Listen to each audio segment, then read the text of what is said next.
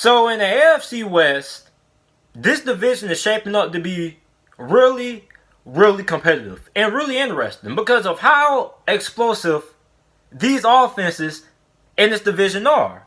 I mean, with the Kansas City Chiefs, you got Tyreek Hill, you got Clyde Edwards-Helaire, you got Patrick Mahomes at quarterback, you got Travis Kelce with Las Vegas Raiders, you got Henry Ruggs, you got Tyrell Williams, you got Darren Waller, you got Josh Jacobs. Denver, you got Jerry Jeudy, KJ Hamler, Courtland Sutton, Noah Fant, Drew Lock on the football going into his second year. You got all kinds of explosive offenses in this division, right? But the question is, what team in this division is going to be able to put their hammer down on the defense side of the football and stop these high-powered offenses? And my answer to that question is the Los Angeles Chargers. You see, I think the Los Angeles Chargers could have the best defense in the NFL this season, right? Now, a lot of people aren't really talking about the free agent signings that the LA Chargers made.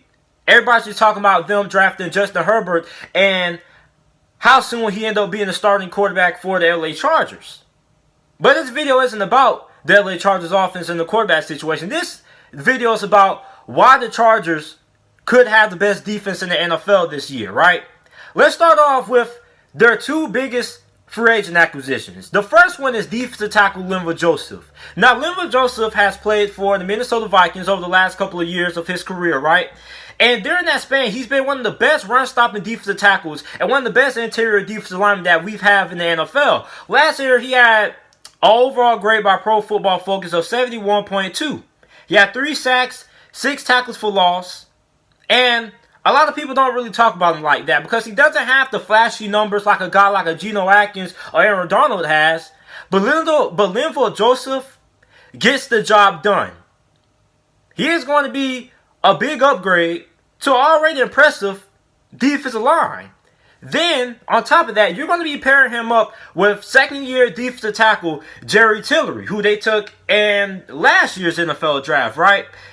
Then, he also picked up cornerback Chris Harris Jr., who happens to be one of the best cornerbacks in the NFL, top 5, right?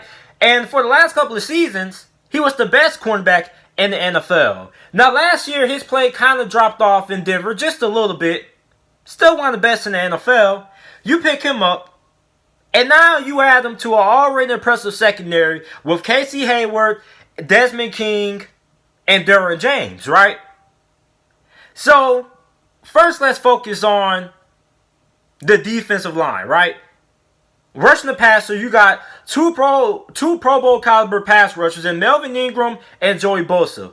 Melvin Ingram is coming off of his 3rd straight Pro Bowl appearance, which last year he had 7 sacks and only played in 13 games. So he probably would have played the full season last year. He probably would have had double-digit sacks. He also had 7 sacks last year. The year prior, I believe he had 8 sacks. And the year before that, he had 10 sacks. So Melvin Ingram, over the last couple of years, has really become one of the best pass rushers in the NFL. Probably one of the most overlooked pass rushers that we have in the NFL. Then on the opposite side of him, you got Joey Bosa. He also is coming off of a Pro Bowl season, which he had 11.5 sacks, 18 tackles for loss, and 31 quarterback hits. Now, you're already really good when it comes to rushing the passer, right? Then you got Jerry Tillery, who started in 3 games last year, had 2 sacks and 3 tackles for loss. Now, I'm really disappointed in Gus Bradley and the LA Chargers staff because I want to see a little bit more of Jerry Tillery.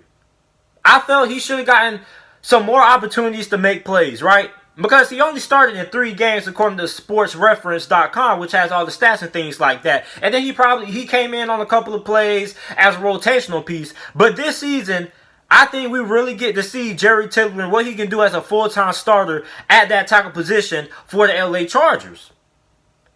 Then you got the linebacker position. Now, the linebacker position is a little bit of a question mark.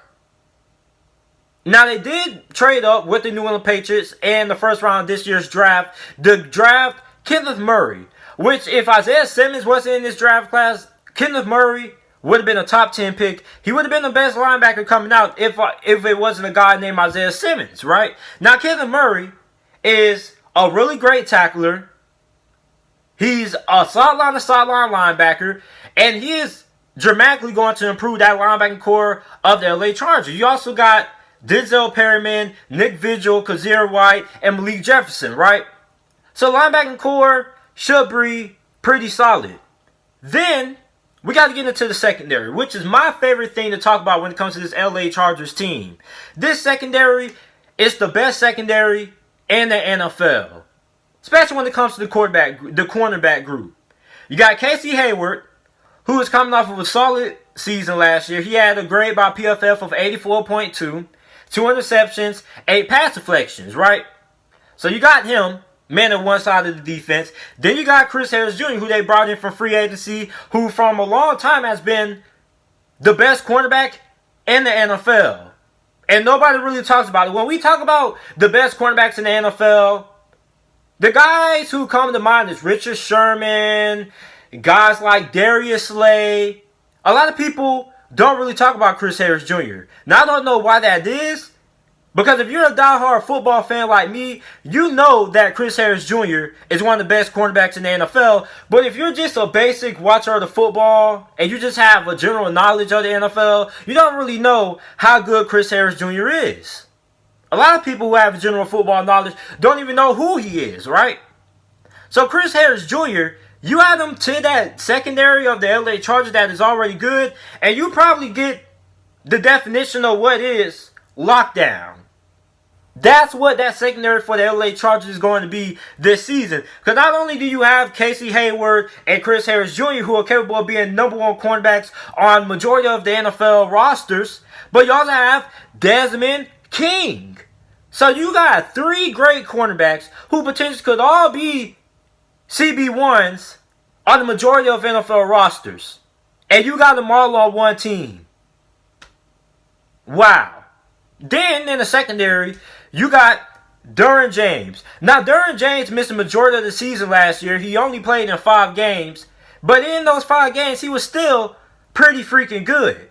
Then at the other safety spot, I think we're going to have a little bit of a competition there between Rashawn Jenkins and Nazir Adderley. Now, I'm not sure who's going to end up being the starter there. I mean, Rashawn Jenkins was a starter last year, but he didn't really play all that well to me. So I believe that there should be a position battle going into training camp, going into the preseason, between Rashawn Jenkins and Nazir Adderley.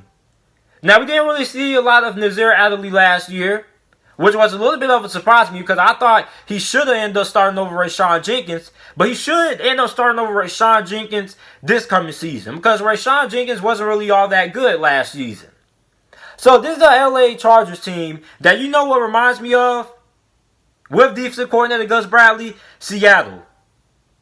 When Seattle had the Legion of Doom. Now, they're going to be as good as the Legion of Doom? I'm not going to say that. But this is how good this defense reminds me of. I mean, when you look back at that Seattle defense, I mean, you got Cam Chancellor, the enforcer, across the middle. That's what Derwin James is. He is the enforcer. He is going to make you pay from coming across the middle of the field, right? Not only that, but he's great in coverage and he's a great tackler. He can kind of be like a 4th or 5th linebacker and the Chargers need to. So he gives you that hybrid ability, right? He's also fast as well. He can cover a lot of space. So like what Earl Thomas was able to do with Seattle, right? Then when it comes to Nazir Adderley, Rashawn Jenkins, okay, it's a little bit of a position battle there. But neither one of those guys are absolutely terrible. You feel me? Then in the cornerback position is really, really good. So, I mean, this defense that the LA Chargers has assembled reminds me a lot of the Legion of Boom defense or the Legion of Doom defenses from the early days of Seattle and the early 2010s around 2011 and 2012. That's what this LA Chargers defense reminds me of. And this LA Chargers defense, on paper, is probably the most talented defense that we have talent-wise in the NFL right now.